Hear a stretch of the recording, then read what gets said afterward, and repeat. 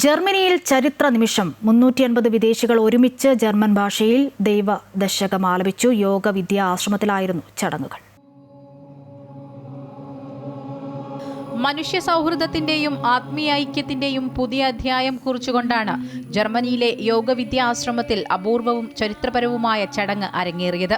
വിവിധ രാജ്യങ്ങളിൽ നിന്നുള്ള 350 വിദേശികൾ ഒരുമിച്ച് ജർമ്മൻ ഭാഷയിൽ ശ്രീനാരായണ ഗുരുദേവന്റെ ദൈവദശകം ആലപിച്ചു. ശ്രേയ വരുണിന്റെ നേതൃത്വത്തിലായിരുന്നു ആലാപനം. O Gott, beschütze du uns Fallen.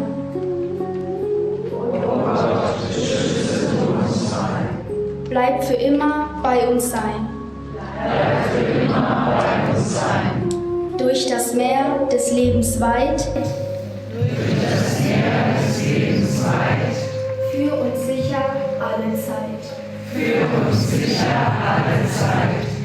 യോഗവിദ്യാ സ്ഥാപകനായ സുഖദേവ് ബ്രിറ്റ്സ് ദീപം തെളിയിച്ച് ചടങ്ങ് ഉദ്ഘാടനം ചെയ്തു. തുടർന്ന് Sreenarayana forum for universal brotherhood chairman doctor Varun Radhakrishnan മുഖ്യപ്രഭാഷണം നടത്തി. So Devadashakam is a universal prayer. It's not merely a prayer. It's a heartbeat of Sri Narayana Guru, universal vision. So it's composed in 1914 at Shivagiri, Kerala. These 10 simple yet profound verses gently lead very human soul from fear to faith, from separation to oneness, and from restless to the eternal peace. ചടങ്ങിൽ doctor Varun Radhakrishnan മലയാളത്തിൽ ദൈവദശകം ഭക്തിനിർഭരമായി ആലപിച്ചു.